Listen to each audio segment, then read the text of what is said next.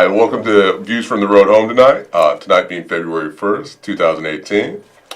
Tonight we're going to interview one of our yoga instructors, Rebecca Marcano. She works over at Road Home with me. She's also a personal fitness instructor. That's correct. All right, and a member of our wellness team. So tonight we're going to talk about wellness in general, but yoga in particular, and why we do yoga at the Road Home program. So Rebecca, you're part of the wellness team. What is wellness? It's kind of a goofy title, to be honest with you. It's kind of so what do we do? What do we define as wellness? Yeah, when you go to Walgreens, they say "Be well." Be well, Be right? well, right, yeah. Right. So at the Road Home, wellness is about being well, Right. and so we have our clinical staff, and we also have our wellness staff, where we introduce different modalities that may help us live a healthier life and maybe happier too.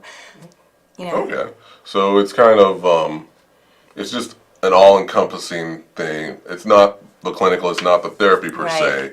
It's Absolutely. more like the little things in your life that would help you be more comfortable and be more well. Absolutely. Okay. So wellness being what lifestyle changes, what Okay. habit changes can we introduce, and what tools can we introduce that may be useful in our daily life. And so we have acupuncture and massage for our intensive outpatient right. program. We have nutrition and fitness, and then we have yoga and mindfulness. Okay. All right, so sounds like a pretty encompassing, pretty complicated program. What's your background? How did you get onto the wellness team? And well, there you go. What's your background? So my background is in fitness. I grew up doing yoga. My father is a martial artist, so I was very hyper. And so instead of, when I would get rambunctious and I wouldn't want to do my homework, he would have me do a little meditation, a little breathing, a little bit of yoga exercises, and then put me in gymnastics. And so I chose to make that a career for myself. Okay. So I've been teaching fitness and yoga since 2002 in the Chicago area. A lot of, I do corporate wellness, so a lot of Okay. people I work with, are wanting to manage stress. But since I've been doing it for a long time, inevitably a lot of my clients would get sick, So Okay. I've worked with people that have MS and cerebral palsy, Parkinson's, cancer, because life happens, right? Right. So I have a background working with multi-levels of people, and sometimes in one setting where you might be, with a group that everyone has something different that they're focusing on, and sometimes it's, it's illness, and sometimes it's Okay. addiction, and sometimes it's wanting to be as strong as you can. All right. Cool. All right. So yoga. Let's tackle this part. We say yoga, and a lot of people imagine a yogi sitting and doing that. Is that what we're talking about when we're saying yoga at Road Home, or do we have a different definition of yoga? Because we like to make our own definitions. Yes, of we things. do. So Okay. we say yoga and also mindful movement. Okay. And so it's just kind of wherever we are, checking in with our body, noticing different sensations through exploring movement. And yoga is one movement that we explore as far as, how am I feeling as I'm sitting here? What Okay. does my back feel like? What does my neck feel like? Does it feel better if I do this or do that? So it's a very explorative, investigating. We're all doing different things. It's not all of us Okay. being in uniform doing the same thing. So that's, I would say, the biggest difference. Okay. Yoga at Road Home, you're not going to ever hear me say, everyone stand on one foot and don't move. That's never going to happen. It's more going to be about notice what your foot feels like as it's pressing into the ground. And what if you kind of tried it this way? And so really each participant, I'm facilitating, but each participant is really making it their own. And the encouragement is maybe that it would also translate into daily life. So Okay. noticing how yoga or mindful movement might be useful in your daily life. All right.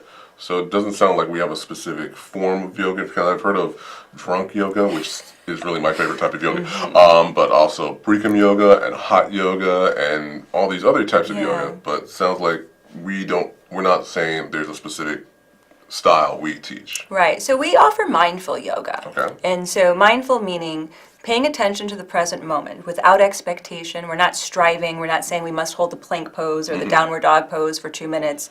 We're just kind of exploring moment by moment and allowing each individual to investigate at their own pace and come up with what feels best for them. And so we will have different forms. We do kind of one at a time. And then sometimes we might combine a few together, just kind of really based on each group and how everyone's feeling. And I will say each group that I work with, someone inevitably comes up with a form that I've never seen before that feels good for them. Okay. And so the encouragement is really to make it your own. Okay. So we're not really teaching per se we're teaching more of we're giving them tools, it sounds like. Tools, absolutely. So that they can go out and when they go home, because we only have them for 3 weeks Yeah. in the intensive outpatient, they get to go home and they get to practice and develop their own style of yoga and their own kind of, style, their own flow, if you will, and whatever works for them. Yeah. Is that an accurate statement? Very accurate. Okay. And so I might say, so today, we might have explored some wrist circles and shoulder rolls and maybe a little bit of side movement. And so notice in your daily life, if you're carrying a book bag today, notice if you stand this way or this way, what feels best for you. And because we are working with combat veterans, some people we work with might have spinal fusions and, slipped discs. And so if I were to say, you must do it this way, that might not work for them. Okay. And so really it's about, I'm there facilitating offering forms, but each individual is really figuring out in this moment what works best for me. Okay.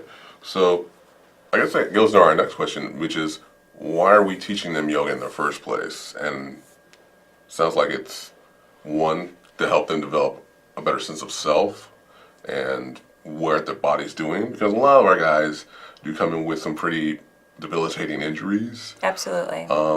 But why do we teach them? I mean, what are we do everything we do there at the IOP. Their days are jam-packed, so they don't have a lot of free time. Right. And you do 12 yoga classes, so We they do. take 12 hours of yoga over these 3 weeks, which I'm guessing is probably a lot for most people. It's a lot for me. Okay. So we're really cramming this in. What are we giving them? We're obviously trying to give them a lesson. What's the lesson here? We're hoping to give them tools. Okay. Tools to take home. And so that might mean I had a really rough day today. And yoga, we currently offer yoga as the last class of the day. And so allowing that space to just explore what feels best. It might have been, that I worked through, some really tough stuck points today. Okay. And I'm exhausted. Or it might mean I have a lot of energy or I didn't sleep last night, And so it's about just having the time and the space to be. Okay. And hopefully, that could be a tool that you take home with you, where if you're exhausted at the end of the day and you notice that we did this little figure 4 hip stretch, and it actually, we're not doing physical therapy, but you might find it did relieve my back. Or, I always reach and grab something this way, but if I rotate my arm this way, it feels better. Okay. So it's just kind of little things to help them smooth over their day and just kind of feel a little bit better. Not major changes, but just the little bits at every time. A little bit every time. And absolutely, I hear from the veterans, oh, I never knew this. Wow, this is amazing. This is interesting. Nice. And so it really is a self-exploration. All right. Well, we've got a little video for you. Let me pull this up real quick. And this is you. And let's see what happens. Hi, my name is Rebecca. I'm a yoga instructor at the Road Home program for veterans and their Down families. today. At the Road Home, we offer mindful yoga, which is a little bit different than a traditional yoga class that you might take at a studio. And the reason why we offer mindful yoga is everyone can participate at the pace that works for them.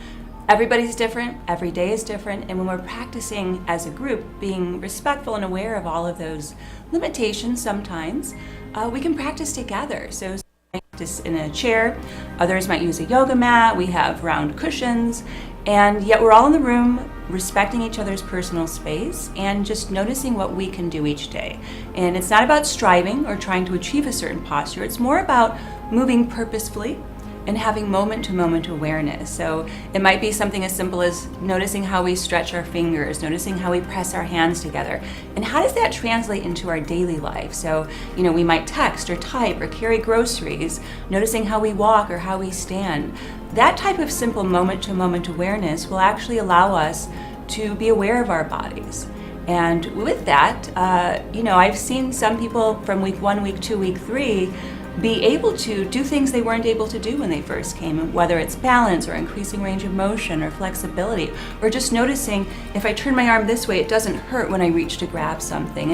And that's what we're encouraging, that stretching, not straining, not trying to strive. And sometimes as we stretch our bodies, we're also stretching our minds without expecting what something should feel like, but just noticing what it feels like. And sometimes without expecting, you can actually do more than what you thought you could do.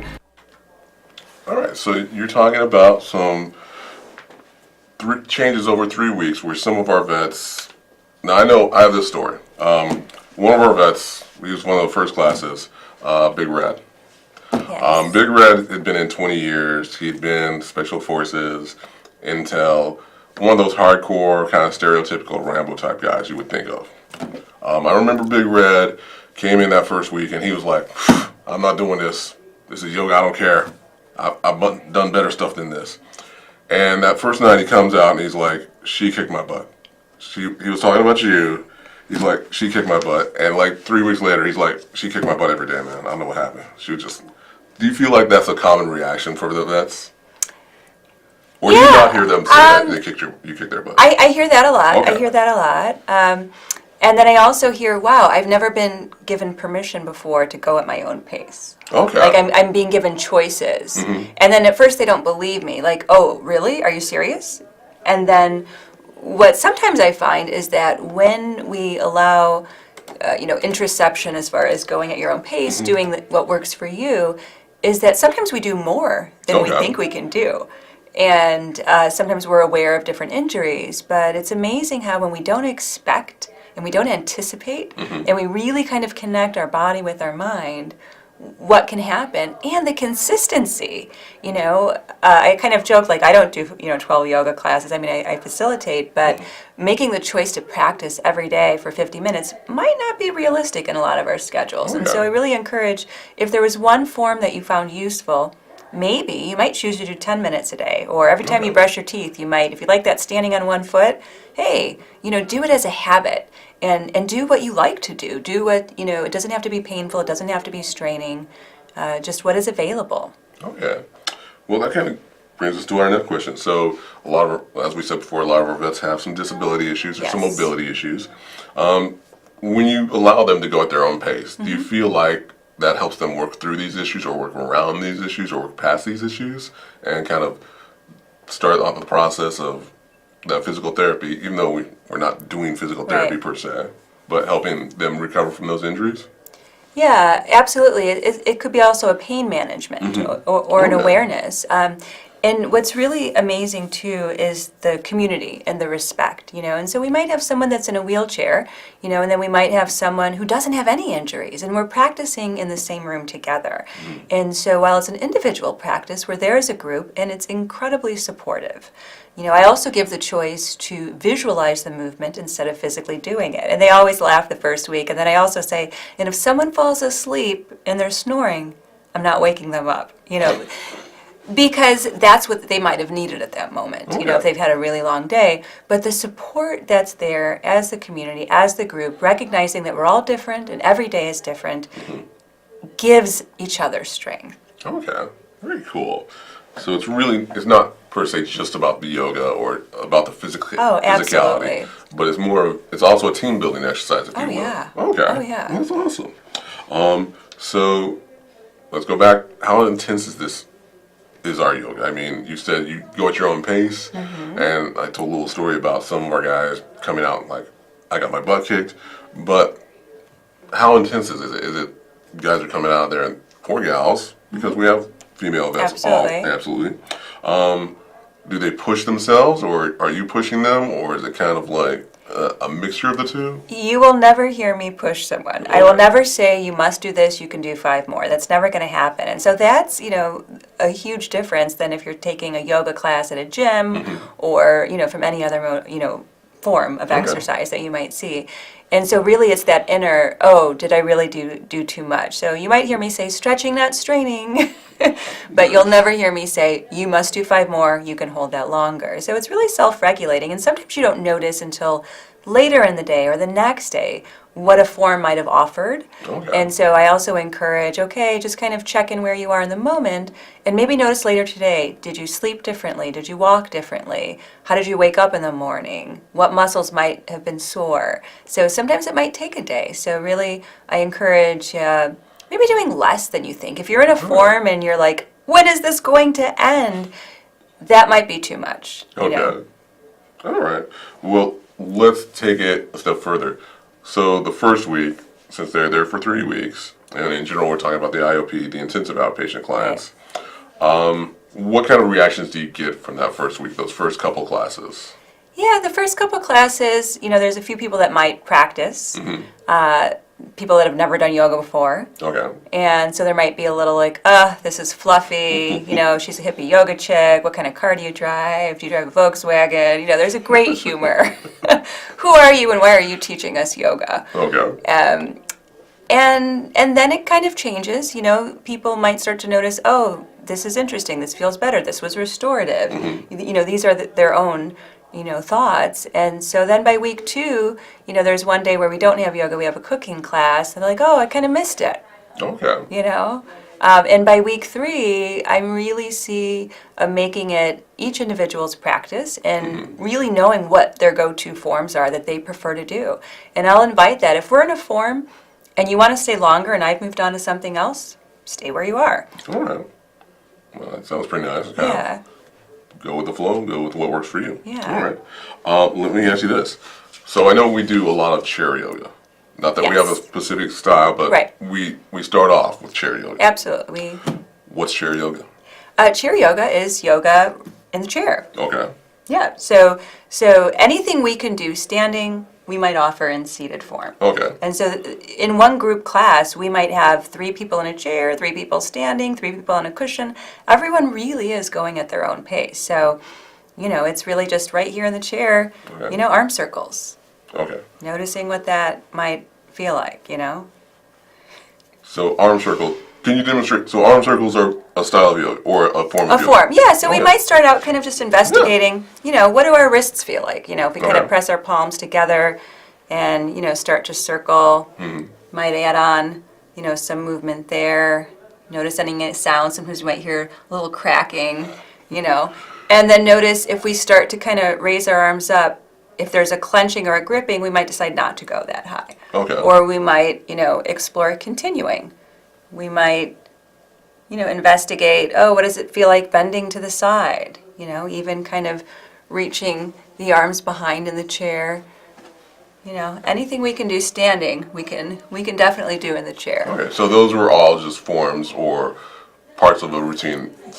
Okay. Yeah, just kind of exploring movement. I typically like to start checking in with the joints, rolling the ankles, circling the knees, checking in with all the joints. Okay. Moving side to side and then kind of moving more into some stretching, getting some mobility, range of motion, and then knowing if there's anything that's uncomfortable, choice to visualize or pause at any time. All right. So again, going back, it sounds, again, to beat a dead horse, that it's each individual and just what's comfortable for you and what works for you, and don't push yourself too hard. Push yourself to where you feel like, hey, this is where I want to stop. Right? All right.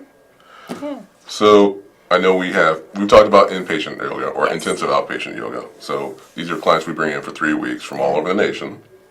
But we also have outpatient yoga. Yep. Now, let's talk about the outpatient yoga. How does that work? The outpatient yoga, we currently have Tuesdays at 5:30, and so anyone who's coming to our program may attend. Okay. Yeah, so you can check that out on our website. All right. And that's www.roadhomeprogram.org. Yes. All right. Now, is there any cost associated with the outpatient yoga? Nope, it is complimentary to veterans and family members. Very nice. Yeah. All right. And when we say family members, we need to define it Yes. for Road Home. Absolutely. So for Road Home, a family member is anybody that a veteran feels is a family member. That can be me if you decide I'm your family member. It can be an immediate family member, spouse, mother, father, parents, children, grandchildren. Those all count as family members. Absolutely. Okay, let's bring that up. Now that we're talking about children, Yes. is there an age limit on who can do the yoga, or is it just as long as you come in? I believe it might be 18. 18. Okay, so 18. Yeah. We're gonna cut it off at 18. Yeah. All right, that's probably a good idea because Yeah. just probably don't want to be shown up by a 4-year-old. That's really what we're saying. That's really why we don't let kids in. Yes, that's totally true. That's really true. So okay, we talked a lot about yoga, but you said you're a personal fitness instructor. I am, yes. do we only do yoga at Road Home, or do we do other forms of exercise? No, we also do fitness. So Okay. in our intensive outpatient program, we have fitness and nutrition. All the veterans will receive a Fitbit, so you can nice. track your steps, which does become a fun noticing point to see, like, how many steps did I do? So sometimes in yoga, I might kind of notice a little, like, I got to get my steps up. I got to get my steps up. So we offer resistance band training. Okay. Yeah. Oh, nice. And I know, again, I'm just going to tell a little story here. Okay. I have a little speaker on my desk that occasionally, when I'm working, I will listen to music. Occasionally, somebody, we're not going to point anybody out, will borrow my speaker for, what kind of classes do you have over there? So on occasion, by request, if it organically comes up, we might do a little salsa dancing.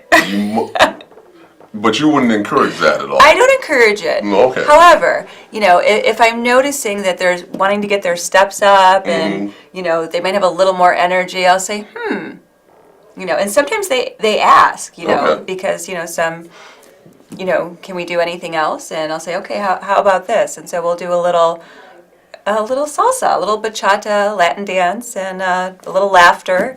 And what's interesting is sometimes someone might say, oh, I can't stand up, I'm in pain, and then all of a sudden there's, oh, I'm okay.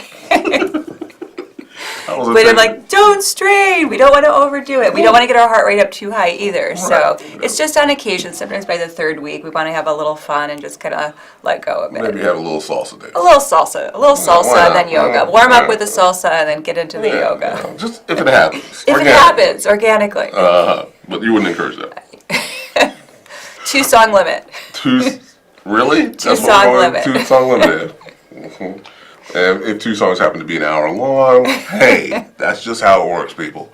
All right, so you're a member of the wellness team, but we have other members of the wellness Yes, team. we have a wonderful staff. And we have Jennifer Ventrell Yes. and Christy Miller. Yep. And I would name all the mindfulness instructors, but I will slaughter their names, so we're going to hold off on them for now. And Dr. Norman will literally kill me if I don't mention Dr. Norman. Patty Norman is the chief of our wellness instructor. She is. So let's go down the list and kind of talk about what people do. Like Yeah. Jennifer and Christy are our Yes. nutritionists. Yes. Why do we have nutrition in this whole program? I mean, it just... So not only are they nutritionists, but we also have evidence-based work to show how certain foods, and Jen can talk more to this, but watch a little video of her, actually help with PTSD. All right. And so knowing what those foods are, and then also having the accountability. So with the Fitbit and with FitnessPal and other apps, you really can offer tools to help with nutrition, and it can help not only with overall health and well-being, but even with depression. All right. Well, if you said Jen can talk about it, let's find out. All right.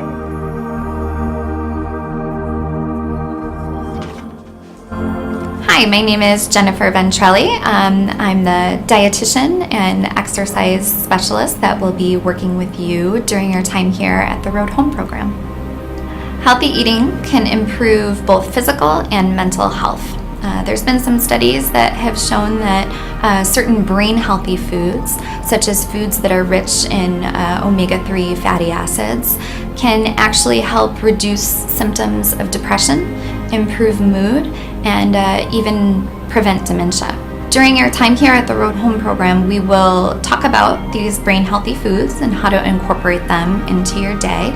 We will talk about food label reading and meal planning and how to prepare a healthy meal. We'll also talk about strategies for mindful eating to help improve your nutrition habits. Increasing physical activity may help symptoms of PTSD, such as reducing depression and anxiety. The Road Home program will provide you with a Fitbit activity tracker so that you can track your physical activity. All right. Well, there you go. So there's evidence that not only physical activities, so like yoga, Right. but also your diet will help with your PTSD. Absolutely. All right. So we are taking a comprehensive, a whole shebang, if you will, approach to this. Absolutely. All right. Well, thank you, folks, for tuning in again tonight. They chide me every time for going over, but this time I'm not going over. Thank you for tuning in. If you have any more questions, please visit us at www.roadhomeprogram.org. We are over at Rush University. We're always happy to talk to you. We're always happy to answer your questions. If you have anything at all you want to know, just email us. You can email me at ryan_brown, like the color, at rush.edu. Again, thank you for tuning in tonight. We will see you in about 4 weeks on March 1st. March 1st, maybe March 2nd at 6:30 p.m., channel 42. And have a good night.